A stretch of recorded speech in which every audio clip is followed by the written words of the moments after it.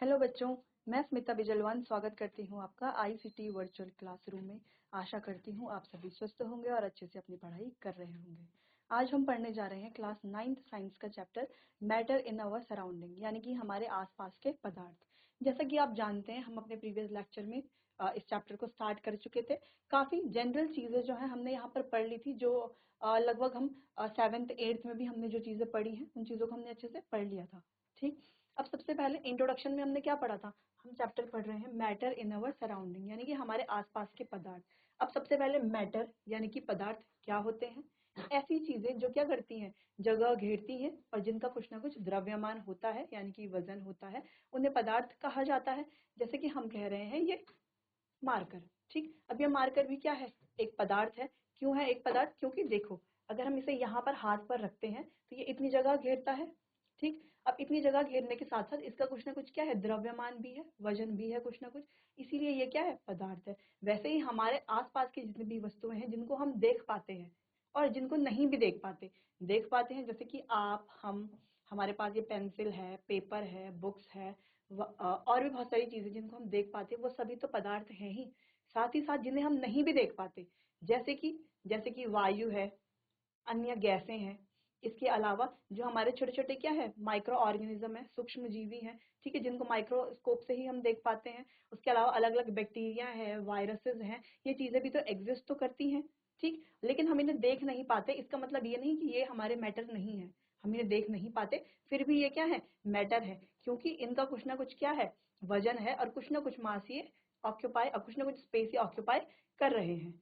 ठीक, इसीलिए ये सारे ही क्या है, हमारे पास मैटर है। इन्हें क्या कहा जाता है, मैटर यानी कि पदार्थ कहा जाता है। अब दूसरी चीज आती है कि ये जो मैटर है, पदार्थ है, बनता किस चीज से?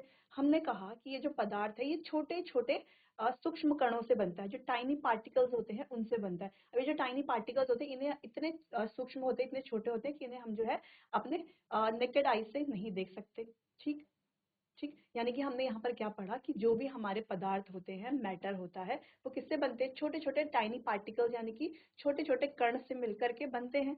ठीक, अब ये कण जब आपस में मिल जाते हैं, बहुत सारे कण मिलकर के हमारे क्या बनाते हैं, किसी भी मैटर को फॉर्म करते हैं या किसी भी पदार्थ को बनाते हैं। अब ये जो छोटे छोटे कण हैं, इन्हें क्या कहा जाता है? अभी जो छोटे छोटे कण हैं जिनसे मिलकर के हमारा मैटर बनता है, इसे हम एटम कहते हैं। क्या कहते हैं? एटम कहते हैं। ये एटम के बारे में हम आगे चैप्टर्स में पढ़ेंगे। यहाँ पर हमें एटम के बारे में नहीं पढ़ना है, यहाँ पर बस हमें यह जानना है कि जो हमारा मैटर है उस वो बनता किससे? एटम से बनता है, टाइनी पार्टिकल से बनता है, उसे एटम कहा जाता है। ठीक, अब एटम से मिलकर के मॉलिक्यूल्स बनते हैं, मॉलिक्यूल से मिलकर के हमारे बहुत सारे जो भी हमारे मैटर है वो सारी चीजें बनती हैं। ठीक, अब ये हम डिस्कस कर चुके थे, इनको एक बार देख लेते हैं। सबसे पहले हमने क्या पढ़ा था कि पदार्थ किसे कहते हैं? पदार्थ वह सब कुछ है जो जगह घेरता है और जिसका वजन किया जा सकता है। दूसरे शब्दों में, पदार्थ में आयतन और द्रव्यमान होता है। यह परमाणु नामक, अच्छा ये बनते कैसे हैं, जो कि अभी हमने डिस्कस किया कि ये परमाणु नामक छोटे कणों से बना होता है। किससे बनते हैं? परमाणु, यानी कि एटम से मिलकर के बनते हैं। ठीक, पदार्थ को उसके भौतिक स्वरूप और भौतिक गुणों के आधार पर ठोस, द्रव और गैस जैसी विभिन्न अवस्थाओं में वर्गीकृत किया जाता है। अभी तक हमने क्या पढ़ा कि पदार्थ क्या है? ठीक, ये हमने पढ़ लिया कि पदार्थ क्या है, बनता किससे है, ये भी हमने देख लिया कि छोटे कण से मिलकर के बनता है। और ये छोटे कण क्या होते हैं? ये छोटे कण होते हैं हमारे एटम। अब इसकी अवस्थाएं क्या होती हैं?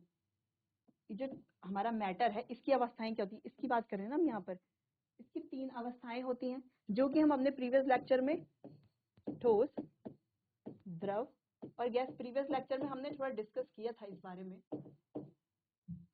ठीक, जैसे कि हम कह रहे हैं कुर्सी, मेज, लकड़ी, ये सभी मैटर तो है, पदार्थ है ना, सभी है ना, सारे क्या है, हमारे छोटे छोटे पार्टिकल से मिलकर के बने हैं।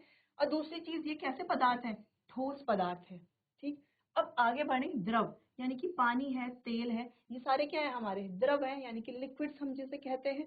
ठीक, और ये सारे ही क्या है, द्रव है, ये क्या है, पदार्थ है ही। आगे हमारे गैस, यानी कि जैसे हवा है, ऑक्सीजन है, हीलियम है। अब जैसे कि गैस यानी कि जैसे हवा है, ऑक्सीजन है, हीलियम है, वायु, जो भी चीजें हैं ये सारी किसमें आती हैं? गैस में। ठीक है, और ये सभी भी क्या है? हमारे पदार्थ ही हैं। ठीक, चलिए, तो पदार्थ के बारे में इतना तो हम अपने प्रीवियस लेक्चर में भी डिस्कस कर चुके थे कि पदार्थ किसे कहते हैं, वह बनते कैसे हैं और उनकी क्या क्या अवस्थाएं होती हैं। एक बार अवस्था के बारे में हम अच्छे से जान लेते हैं कि पदार्थ का जो क्लासिफिकेशन है, वर्गीकरण है, वो किस प्रकार है। अब देखो, भौतिक भौतिक वर्गीकरण के हिसाब से के आधार पर और रासायनिक वर्गीकरण के आधार पर हम क्या करते हैं? इनको अलग अलग क्या करते हैं? क्लासिफाई करते हैं, अलग अलग वर्गीकरण इनका करते हैं। ठीक, अब भौतिक वर्गीकरण कैसे करते हैं? जहां पर हमारे सॉलिड यानी कि ठोस, लिक्विड यानी कि द्रव, और गैसेस गैस होते हैं। ठीक, ये हमने डिस्कस कर लिया। सॉलिड यानी कि जैसे हम कह रहे हैं टेबल है, कुर्सी है, आप हैं, हम सारे ही क्या हैं? सॉलिड हैं। ठीक, अब द्रव की बात करें जैसे कि तेल है, दूध है, पानी है, ये सारी चीजें क्या है? लिक्विड है। ठीक, और अब गैस की बात करें जैसे कि हम कह रहे हैं कि ऑक्सीजन है, कार्बन डाइऑक्साइड है, वायु है, ये सारी ही चीजें क्या है? गैस है। ठीक है, इनकी अवस्था क्या है? इनकी स्टेट क्या है? गैसेस स्टेट है। यानी कि यहाँ से हम क्या समझे कि जो मैटर है, पदार्थ जो है, वो अगर हम भौतिक वर्गीकरण के हिसाब से देखें तो पदार्थ जो है 3 अवस्थाओं में पाया जाता है।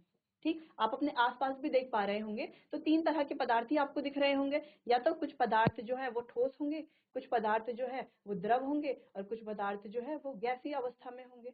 ठीक है, चलिए, अब रासायनिक वर्गीकरण के हिसाब, अगर हम रासायनिक वर्गीकरण देखें तो रासायनिक वर्गीकरण 2 पार्ट में होता है डिवाइड। पहला हमारा शुद्ध पदार्थ यानी कि प्योर सब्सटेंसेस जिसे हम कहते हैं, और दूसरा हमारा मिश्रण यानी कि मिक्सचर जिसे हम कहते हैं। अब शुद्ध पदार्थ की भी हम आगे वर्गीकृत करते हैं तो एलिमेंट यानी कि तत्व और यौगिक यानी कि कंपाउंड।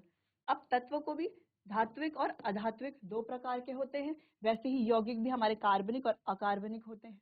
ठीक, अगर हम मिश्रण की बात करें तो समांगी यानी कि होमोजेनियस मिक्सचर और विषमांगी यानी कि हेट्रोजेनियस मिक्सचर, ये हमारे मिश्रण के 2 वर्गों में हम इसको बांटते हैं। लेकिन यहाँ पर हम इतना सारा पढ़ क्यों रहे हैं? देखो, इंपॉर्टेंट तो हमें ये पढ़ना है कि भौतिक वर्गीकरण के हिसाब से भौतिक वर्गीकरण 3 वर्ग हमें पढ़ने हैं, सॉलिड, लिक्विड और गैस। बाकी का जो पोर्शन है ये हम कब पढ़ेंगे? हायर क्लासेस में पढ़ेंगे, जहाँ पे हम शुद्ध पदार्थ के बारे में जानेंगे कि शुद्ध पदार्थ क्या होते हैं, मिश्रण क्या होते हैं, समांगी मिश्रण क्या होते हैं, विषमांगी मिश्रण क्या होते हैं, यौगिक क्या होते हैं। ठीक है, तो ये हम आगे आने वाले चैप्टर्स में कुछ इनमें से कुछ चीजें जो है हम आगे आने वाले चैप्टर्स में पढ़ेंगे और कुछ चीजें जो है हम हायर क्लासेस में भी पढ़ेंगे। ठीक है, चलिए, तो ये तो आपने नोट कर लिया होगा। इंपॉर्टेंट सिर्फ हमारा ये वाला पोर्शन है फिलहाल के लिए, क्योंकि अभी हमें सिर्फ ये वाला पोर्शन पढ़ना है, इस वाले पोर्शन में ज्यादा ध्यान देना है। ठीक है, चलिए, तो इसे नोट कीजिए। तो यहाँ पर पदार्थ के बारे में अभी तक जितनी चीजें हमने पढ़ी वो तो आपको समझ आ गई होंगी। ठीक, अब पढ़ते हैं पदार्थ के गुणों के बारे में, उसकी प्रॉपर्टीज के बारे में, क्या गुण होते हैं पदार्थ के। अब गुण किस हिसाब से हम पढ़ेंगे? देखो, हम सॉलिड के गुण, ठोस यानी कि सॉलिड के गुण, लिक्विड यानी कि द्रव के गुण और गैस यानी कि गैस जो होती है हमारी, ठीक है, गैस, तीनों के गुण हम पढ़ेंगे। ठीक, मेन जो हमारा पदार्थ है वो तो किसी भी अवस्था में हो सकता है। ठीक है, तो चलिए, तो गुणों को पढ़ना स्टार्ट करते हैं। अब कैरेक्टरिस्टिक्स यानी कि गुण क्या है इनके। अब हम ये 4 गुण पढ़ेंगे एक एक करके और चारों को क्या करेंगे? अच्छे से इनको प्रयोग करके देखेंगे कि जो हम पढ़ रहे हैं वो हम सही पढ़ रहे हैं, जो हम पढ़ रहे हैं क्या असलियत में यानी कि वास्तविकता में भी ये चीजें होती हैं या नहीं होती हैं। जैसे कि पहले हमने पढ़ा, सबसे पहली प्रॉपर्टी है the particles of matter have space between them, यानी कि हमारे मैटर के जो पार्टिकल्स है, अब आप सॉलिड कहें, लिक्विड कहें या गैस कहें, तीनों पार्टिकल्स की यहाँ पर हम इकट्ठे बात कर रहे हैं। ठीक है, तो हम कह रहे हैं कि the particles of matter have space between them, यानी कि मैटर के जितने भी पार्टिकल्स हैं उनके बीच में क्या होता है? स्पेस होता है, यानी कि जगह खाली होती है। अब सच में क्या जगह खाली होती है किसी मैटर के बीच में? अब हम कह रहे हैं ये क्या है हमारे पास? ठोस है ना, ये है ना, ये एक सॉलिड है। ठीक, ये हमारा मार्कर है, ये भी एक पदार्थ है, तो क्या इसके पार्टिकल्स हैं उनके बीच में स्पेस है या नहीं है? अब इसको हम आगे डिस्कस करेंगे। ठीक है या नहीं है? अगली प्रॉपर्टी है हमारी the particles of matter attract each other. अब मैटर के जो पार्टिकल्स हैं यानी कि जो हमारे पदार्थ है उसके जो कण है वो आपस में एक दूसरे को क्या करते हैं? अट्रैक्ट करते हैं, एक दूसरे की तरफ क्या करते हैं? खींचते हैं। ठीक, अब क्या सच में खींचते हैं, इसको भी हम आगे डिस्कस करेंगे। अगला है the particle of matter are continuously moving. अब जो हमारा मैटर है यानी कि पदार्थ है, उसके जो पार्टिकल्स है, उसके जो कण है, हम कह रहे हैं कि वो निरंतर क्या करते रहते हैं, मूव करते रहते हैं, घूमते रहते हैं, हिलते रहते हैं, मूव करते रहते हैं। तो क्या सीरियसली सच में क्या सारे जो हमारे मैटर है उसके पार्टिकल्स मूव करते हैं? क्या हमने देखा है पार्टिकल्स को मूव करते हुए? इसको भी हम आगे एक्सपेरिमेंट से देखेंगे। अगला यानी कि fourth, the particles of matter are very tiny, कि जो हमारा मैटर है, पदार्थ है, उसके जो पार्टिकल्स है, कण है, वो क्या है, बहुत छोटे हैं, टाइनी है, एकदम सूक्ष्म है। तो क्या सच में टाइनी है, सूक्ष्म है? चलिए तो इनको आगे हम देखते हैं एक एक करके। पहले तो एक एक करके पदार्थ के जो कण होते हैं वो बहुत छोटे होते हैं, the particles of matter are very tiny. ठीक, पहला पॉइंट, पदार्थ के कण जैसे अणु और परमाणु बहुत छोटे होते हैं, इतने छोटे कि हम उन्हें नग्न आंखों से देख नहीं सकते। कितने छोटे होते हैं पार्टिकल्स, मैटर के जो पार्टिकल्स होते हैं वो कितने छोटे, इतने छोटे होते हैं कि उन्हें नग्न आंखों से हम नहीं देख सकते। ठीक, अब अगली सेकंड पॉइंट है हमारा, पदार्थ के कणों के बीच रिक्त स्थान होता है, जो कि अभी हमने पीछे पढ़ा कि जो मैटर्स जो होते हैं उनके जो पार्टिकल्स होते हैं उनके बीच में क्या होता है, स्पेस होता है। ठीक, अब ये हम कैसे करेंगे, पदार्थ के कणों के बीच कुछ खाली स्थान होता है जो अंतरकणिक स्थान के रूप में जाने जाते हैं। ठीक, क्या जाने जाते हैं, अंतरकणिक स्थान के रूप में जाने जाते हैं। Second point. अब थर्ड पॉइंट है, पदार्थ के कण निरंतर गति करते रहते हैं। जैसे कि हमने कहा कि पार्टिकल्स जो होते हैं वो कंटिन्यूअसली मूव करते रहते हैं।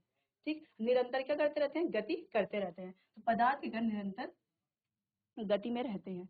अब चौथा पॉइंट है हमारा, पदार्थ के कण एक दूसरे के प्रति आकर्षित होते हैं, यानी कि उनके बीच में क्या है, FOA, यानी कि फोर्स ऑफ अट्रैक्शन है, जो कि अभी हमने पीछे पढ़ा, जो पॉइंट्स हमने पीछे पढ़े उन्हीं को हम यहाँ पर थोड़ा सा डिटेल में पढ़ रहे हैं। फिर आगे इनसे रिलेटेड हम क्या करेंगे, एक्सपेरिमेंट्स करेंगे, जिनसे हम जानेंगे कि जो पॉइंट्स हमने पढ़े हैं वो सारे ही सही हैं।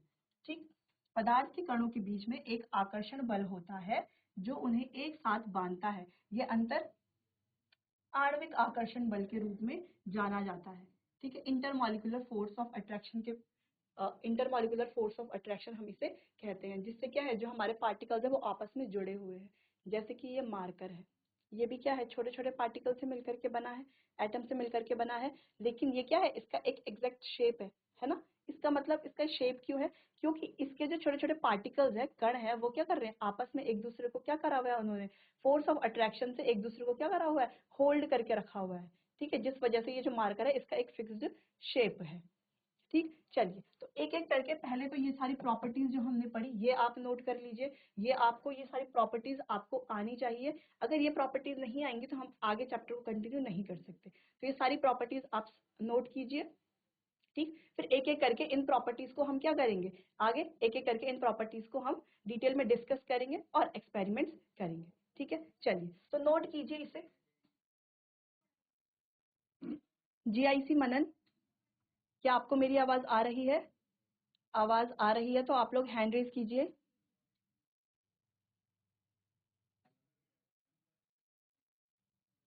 माइक ले लीजिए बेटा। GIC मनन, माइक ले लीजिए बेटा।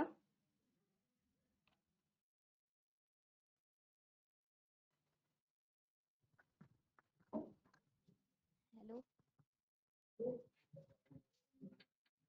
आपका नाम क्या है बेटा? मैम, मेरा नाम हर्षित मुनगली है। ठीक है, हर्षित, हम कौन सा चैप्टर पढ़ रहे हैं और कौन सी क्लास का कौन सा चैप्टर पढ़ रहे हैं? मैम 9th क्लास का, मैम साइंस में फर्स्ट चैप्टर। चैप्टर का नाम बताइए।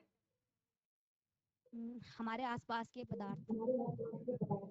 ठीक है, तो पदार्थ की एक डेफिनेशन दीजिए, कि पदार्थ की एक परिभाषा दीजिए, पदार्थ किसे कहा जाता है? मैम पदार्थ उसे कहा जाता है जो कुछ जगह घेरता है और जिसका मैम जिसका मैम मैम जिसका कोई भार होता है, वजन। वेरी गुड, वेरी गुड बेटा, जो हम पढ़ रहे हैं वो आपको समझ आ रहा है? Yes ma'am. ठीक है, अपने किसी और दूसरे बच्चे को माइक दीजिए। आप बैठ जाइए।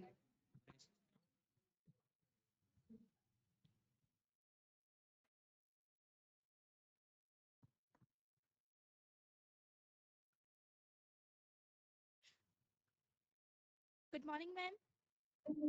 गुड मॉर्निंग बेटा, आपका नाम क्या है? कामाक्षी। कामाक्षी। जैसे कि हर्षित ने अभी हमें पदार्थ की परिभाषा दी, तो आप बता सकते हैं पदार्थ के कुछ गुणों के बारे में? पदार्थ की जो पार्टिकल्स होते हैं उनके बीच में फोर्स ऑफ अट्रैक्शन होता है, और वही पदार्थ के जो कण होते हैं बहुत छोटे होते हैं और वे हमेशा गति में रहते हैं, और पदार्थ के कणों के बीच खाली स्थान होता है। वेरी गुड बेटा। तो जो हम यहाँ पर पढ़ रहे हैं, क्या वो आपको अच्छे से समझ आ रहा है? Yes ma'am. ओके बेटा, आप बैठ जाइए। चलिए, तो जैसे कि अभी हमने पढ़ा प्रॉपर्टीज के बारे में कि उनकी क्या क्या प्रॉपर्टीज होती है। जैसे कि आप लोगों ने यहाँ पर अभी उत्तर दिया है कि पदार्थ के कण बहुत छोटे होते हैं। दूसरी चीज, उनके बीच में क्या होता है? रिक्त स्थान होता है। तीसरी चीज, उनके जो पार्टिकल्स जो होते हैं वो हमेशा क्या रहते हैं? गति में रहते हैं। और चौथी चीज, उनके बीच में क्या होता है? एक फोर्स ऑफ अट्रैक्शन होता है, यानी कि वो एक दूसरे को हमेशा क्या करते रहते हैं? आकर्षित होते रहते हैं एक दूसरे से। ठीक है, जिस वजह से क्या उनका एक शेप बना हुआ रहता है। चलिए, तो ये बात तो हो गई यहाँ पर। तो जो भी हमने अभी तक प्रॉपर्टीज पढ़ी हैं, उनको अब हम क्या करेंगे? प्रयोग द्वारा सिद्ध करके देखेंगे कि जो हमने पढ़ा है क्या हमने सही पढ़ा है। चलिए, तो सबसे पहली activity, the particles of matter have space between them, यानी कि जो भी हमारे पदार्थ हैं उनके जो भी कण हैं उनके बीच में क्या होता है? रिक्त स्थान होता है। अब आप कैसे बताएंगे कि उनके बीच में रिक्त स्थान होता है या नहीं होता है? इसके लिए हमें कुछ प्रयोग तो करना पड़ेगा, है ना। बिना प्रयोग के तो हम ऐसे ही, क्योंकि हम विज्ञान की बात कर रहे हैं, विज्ञान की बात ऐसे हवा में तो नहीं कर सकते ना कि हाँ ऐसा होता होगा। नहीं, हम किसी चीज को जब हम क्या करते हैं उसमें एक्सपेरिमेंट करते हैं, प्रयोग करते हैं, फिर उस बात को कहा जाता है कि हाँ ऐसा होता है। इसीलिए तो पहला पॉइंट है हमारा, the particle of matter have space between them, यानी कि मैटर के जो पार्टिकल्स हैं, पदार्थ के जो कण हैं, उनके बीच में क्या होता है? स्पेस होता है, रिक्त जगह होती है, स्थान होता है। कैसे इस बात को हम प्रूव करेंगे? तो इस बात को कैसे प्रूव करेंगे? हम क्या लेंगे? एक बीकर लेंगे। ठीक, बीकर में क्या ले लेंगे? हम क्या ले लें? इस लाइन तक जल ले लेंगे। ठीक, बीकर में क्या ले लेंगे? जल ले लेंगे। अब इस जल में जो है हम 1 चम्मच नमक डाल देंगे। अब इसका जो आयतन है, यानी कि वॉल्यूम, अभी इतना है। ठीक, इतना है। हम क्या कर लेंगे? वॉल्यूम मेजर कर लेंगे जितना भी हमने जल लिया है। अगर सपोज हमने 20 ml वाटर लिया है, कितना लिया है? 20 ml हमने जल लिया है एक बीकर में। अब हम क्या करेंगे? उसमें आधा स्पून या 1 स्पून क्या डाल देंगे? नमक डाल देंगे, सॉल्ट। यानी कि नमक इसमें क्या डाल देंगे? 1 चम्मच नमक डाल देंगे। किसमें? इस 20 ml पानी में। ठीक है, हम क्या डाल देंगे? 1 चम्मच नमक डाल देंगे।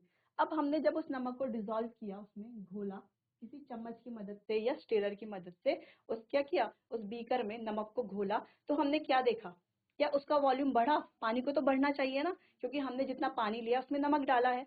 ठीक, तो पानी का जो वॉल्यूम है वो बढ़ना चाहिए। लेकिन जब हमने यहाँ पर वॉल्यूम दोबारा से चेक किया तो हमने क्या देखा? वॉल्यूम अभी भी उतना का उतना ही है। जितना पहले वॉल्यूम था, आयतन जितना पहले था, उतना ही अभी भी है। ठीक, तो कोई चेंजेस नहीं आया, जबकि हमने इसमें 1 चम्मच क्या डाला है? नमक डाला है, तो कोई भी चेंज नहीं आया। तो क्यों नहीं आया? इससे क्या पता चलता है? इससे यह पता चलता है कि जो हमने बीकर लिया ना, इसमें जो जल था, ठीक है, तो इसके जो पार्टिकल्स थे, इनके बीच में क्या है? इस प्रकार से क्या था? इनके बीच में खाली जगह थी, इस प्रकार से। ठीक, अब ये जब हमने इसमें नमक डाला तो ये जो खाली जगह थी, इसको किसने भर दिया? नमक ने भर दिया। जितनी भी खाली जगह बची हुई थी, ये किसने भर ली?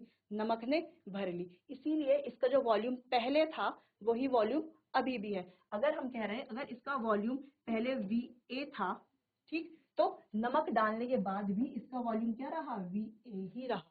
क्या रहा? VA ही रहा। क्यों रहा? क्योंकि इसमें जो लिक्विड था उसके पार्टिकल्स के बीच में क्या था? स्पेस है, जिस वजह से वो जो नमक हमने डाला, उस नमक ने क्या किया? वो जो खाली जगह थी वो घेर ली। ठीक, नमक ने खाली जगह ही तो घेरी है। ठीक है, चलिए, अब हम स्पॉन्ज की बात करते हैं। स्पॉन्ज होता है ना, स्पॉन्ज फोम की तरह होता है, जिसको से दबाते हैं तो क्या होता है? ऐसे कंप्रेस हो जाता है, दब जाता है, संपीड़ित हो जाता है। तो वो स्पॉन्ज कैसा होता है? ऐसा होता है। अब जब हम उसको पानी में, उसके ऊपर पानी डालते हैं तो पानी उसके अंदर क्या हो जाता है? भर जाता है। इस तरीके से उसके अंदर क्या होता है? छोटे छोटे छेद होते हैं, तो पानी उसके अंदर भर जाता है। ठीक, जब हम उसको दबाएंगे, स्क्वीज करेंगे, तब पानी निकलेगा वापस, है ना। तो स्पंज से भी हम क्या देख सकते हैं कि जो स्पंज है, जब हम उसमें पानी डालते हैं तो उसका वॉल्यूम बढ़ता है क्या, उसका शेप बदल जाता है क्या, नहीं बदलता ना। इससे भी हम क्या जानते हैं कि स्पंज जो है उसके अंदर क्या है, छोटे छोटे छेद होते हैं, है ना, जिसके अंदर पानी चला जाता है। ठीक, अब वो उसका जो शेप है वो वैसा का वैसा ही रहता है। इसीलिए इससे हम स्पंज की मदद से हम इस वाले एग्जांपल को समझ सकते हैं कि इनके पार्टिकल्स के बीच में भी क्या होता है, जैसे स्पंज के बीच में स्पेस होता है वैसे ही इनके पार्टिकल्स के बीच में भी स्पेस होता है, जिससे नमक जब हम डालते हैं या कोई भी चीज हम डालते हैं जो घुलने वाली चीज है, जैसे नमक डाला या चीनी डाली, वो क्या कर लेती है, उस स्पेस को ऑक्यूपाई कर लेती है, उस जगह को घेर लेती है। ठीक, इसीलिए हम कह सकते हैं कि जो मैटर होता है, पदार्थ होता है, उनके जो पार्टिकल्स होते हैं उनके बीच में क्या होता है, स्पेस होता है। तो पहले एक्सपेरिमेंट हमारा ये रहा, ये हमने कर लिया है। ये एक्सपेरिमेंट आप नोट कर लीजिए अपनी कॉपी पे। ठीक है, वैसे तो बुक में है, तो आप कुछ पॉइंट जो है आप नोट कर सकते हैं जितना आपको समझ में आया है। फिर हम आगे अगला एक्सपेरिमेंट करेंगे। चलिए, तो पहला एक्सपेरिमेंट तो हो गया। अब आगे बढ़ते हैं। The particles of matter are very tiny. जो हम शुरू से पढ़ते आ रहे हैं कि जो हमारा मैटर है उसके जो पार्टिकल्स है, उसके जो कण है वो बहुत ज्यादा छोटे हैं, बहुत ज्यादा सूक्ष्म है। ठीक है, तो इसको हम कैसे करेंगे सिद्ध कि जो पार्टिकल्स हैं वो बहुत ज्यादा छोटे हैं, कैसे हम बताएंगे। हमने देखे थोड़ी ना है पार्टिकल्स, ऐसे कैसे हम ऐसे थोड़ी ना बता सकते कि पार्टिकल्स छोटे हैं या बड़े होते हैं, कैसे बताएंगे। तो इसको हम एक एक्सपेरिमेंट से बताते हैं। कैसे बताते हैं, एक्सपेरिमेंट से बताते हैं। ध्यान से सुनना, एक्सपेरिमेंट में सारे एक्सपेरिमेंट्स आपसे एक एक करके पूछूंगी। अभी जो हमने पहला एक्सपेरिमेंट किया कि जो पार्टिकल्स होते हैं मैटर के, उनके बीच में क्या होती है, खाली जगह होती है। ठीक, इसको हमने सिद्ध कर लिया, जैसे कि जल में नमक डाल करके। ठीक, अब दूसरी चीज है कि जो मैटर है उसके पार्टिकल्स जो है बहुत छोटे हैं, टाइनी है। इसको कैसे हम सिद्ध करेंगे, कैसे हम बताएंगे। तो इस तरीके का डायग्राम आपने अपनी एनसीईआरटी बुक में देखा होगा, है ना, इस तरीके का डायग्राम है। ठीक है, तो इस डायग्राम की मदद से हमें कहना क्या चाह रहे हैं, इस डायग्राम की मदद से हम यही सिद्ध करेंगे कि जो मैटर के जो पार्टिकल्स हैं वो क्या होते हैं, टाइनी। टाइनी यानी कि बहुत ज्यादा छोटे होते हैं। कैसे, हम क्या करेंगे, एक बीकर लेंगे, बीकर में कितना जल लेंगे, 100 ml हम क्या ले लें, इसमें जल ले लें। ठीक है, तो उसी उसी वही हम कितने ले लें, 4 बीकर ले लें ऐसे ही। चारों बीकरों में क्या लिया है हमने, 100 ml जल, साफ पानी लिया है। ठीक है, साफ पानी हमने लिया है। अब हम क्या करेंगे, KMnO4 यानी कि पोटेशियम परमैंगनेट,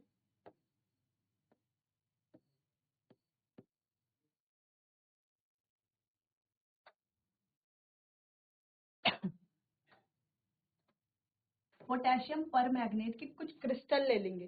पोटेशियम परमैंगनेट जो होता है वो कैसी अवस्था में पाया जाता है, सॉलिड अवस्था में पाया जाता है, यानी कि ठोस अवस्था में पाया जाता है। ठीक है, तो उसका एक छोटा सा क्रिस्टल हम ले लेंगे। ठीक है, एक छोटा सा क्रिस्टल हमने लिया है उसका, है ना, छोटा सा क्रिस्टल हमने लिया है। अब क्या करेंगे, उस छोटे से क्रिस्टल को हम क्या करेंगे, अब वो जो क्रिस्टल है उस क्रिस्टल को हम 100 ml पानी में डालेंगे। ठीक, अब उसको क्या करेंगे, किसी चम्मच की मदद से क्या कर लेंगे या किसी स्टिरर की मदद से स्टिर कर लेंगे, डिजोल्व कर लेंगे। ठीक है, अब धीरे धीरे वो जो क्रिस्टल है वो क्या होगा, टूटेगा। पानी के अंदर क्या होगा, छोटे छोटे पार्ट्स में टूटेगा, छोटे छोटे पार्टिकल्स में टूटेगा, और इस तरीके से पानी को पूरा क्या कर लेगा, कलर्ड वाटर बना देगा। ठीक, इतनी बात समझ में आ गई। अब आगे हमने क्या किया, एक टेस्ट ट्यूब ली और इस टेस्ट ट्यूब में से यहाँ से क्या निकाला, 100 ml ये कलर्ड वाटर निकाला। ये जो पानी था जिसमें KMnO4 है ये पिंक, डार्क पिंक कलर का हो गया है। ठीक है, तो इसको क्या किया हमने, 10 ml एक टेस्ट ट्यूब में लिया और उस टेस्ट ट्यूब से निकाल करके इस दूसरे बीकर में डाल दिया जिसमें हमने 100 ml साफ पानी लिया हुआ था। ठीक, अब इस टेस्ट ट्यूब से निकाल के इसमें डाल दिया। अब यहाँ पर हमने क्या ऑब्जर्व किया, यहाँ पर सेकंड वाले पार्ट में हमने क्या ऑब्जर्व किया कि पहले इसमें साफ पानी था तो 10 ml, 10 ml कितना सा था, इतना सा, है ना। 10 ml जब हमने इसमें डाला तो क्या हो गया, इसका कलर फिर से पिंक हो गया। इससे कम पिंक है लेकिन अभी भी पिंक है, यानी कि इसके अंदर जो क्रिस्टल था उसके जो छोटे छोटे कण थे वो इसके अंदर भी आ गए, है ना, अब वही कण इसमें भी ट्रांसफर हो गए। ठीक, अब इसका कलर क्या है, इससे थोड़ा कम पिंक है। ठीक है, वरना ये भी क्या है, अभी तक बहुत गाढ़ा पिंक है। ठीक, फिर हमने दोबारा यही प्रोसीजर रिपीट किया, फिर से हमने इससे क्या लिया, 10 ml फिर से हमने निकाला इससे ये वाला कलर का वाटर। ठीक, इसको हमने फिर से एक साफ पानी में क्या कर लिया, ट्रांसफर कर दिया, साफ पानी में हमने क्या कर लिया, इसको डाल दिया। अब हमने क्या देखा, अब हमने दोबारा से ये ऑब्जर्व किया कि अभी भी क्या है, ये पानी पिंक ही है, अभी भी क्या है, पिंक है। यानी कि सबसे ज्यादा पार्टिकल्स इसमें थे, कुछ पार्टिकल्स इसमें आ गए थे हमारे KMnO4 के, वही पार्टिकल्स इसमें आए। ठीक, अब इसमें से भी जब हमने 10 ml निकाला तो इसमें भी कुछ पार्टिकल्स आए होंगे KMnO4 के। ठीक, अब वही पार्टिकल्स इसमें आ गए इस 100 ml में।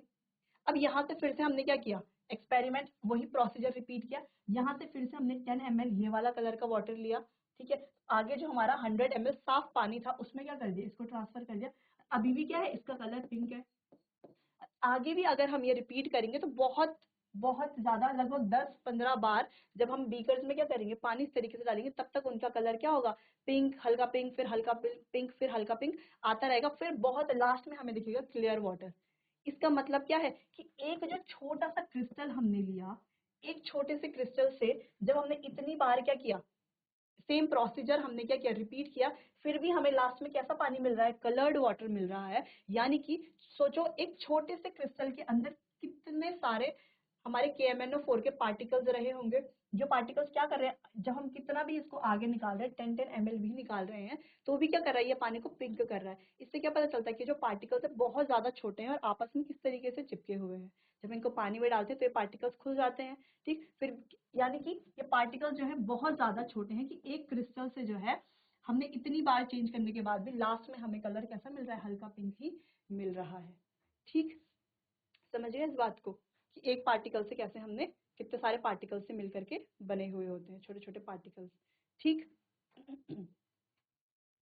चलो, तो ये एक्सपेरिमेंट था, इजी था, आपकी एनसीईआरटी में भी है, तो आपने इसको क्लास में भी देखा होगा, समझा होगा। तो यहाँ पर कोई कंफ्यूजन है किसी को, जिसे कोई कंफ्यूजन है किसी बच्चे को, तो वो हैंड रेज कर सकता है। GIC मनन, GIC पटकोट, किसी को कोई प्रॉब्लम है इस क्वेश्चन में, यहाँ पर किसी को कोई क्वेश्चन पूछना है तो हैंड रेज कीजिए। चलिए, तो यानी कि जो सेकंड एक्सपेरिमेंट है आप लोगों को समझ में आ गया कि तो पार्टिकल्स जो होते हैं मैटर के वो बहुत ज्यादा छोटे होते हैं। ठीक, चलिए, तो अब आगे बढ़ते हैं अगले एक्सपेरिमेंट की तरफ कि the particles of matter are continuously moving. तो एक प्रॉपर्टी हमने ये पढ़ी थी ना कि जो पार्टिकल्स होते हैं मैटर के वो क्या होते हैं, कंटिन्यूअसली मूव करते रहते हैं, इधर उधर क्या करते रहते हैं, घूमते रहते हैं। अब इससे हमें क्या पता चलता है, अब जो चीज कंटिन्यूअसली मूव करती रहती है, कंटिन्यूअसली गति में रहती है, उसमें क्या होती है, क्या होती है, उसमें होती है काइनेटिक एनर्जी।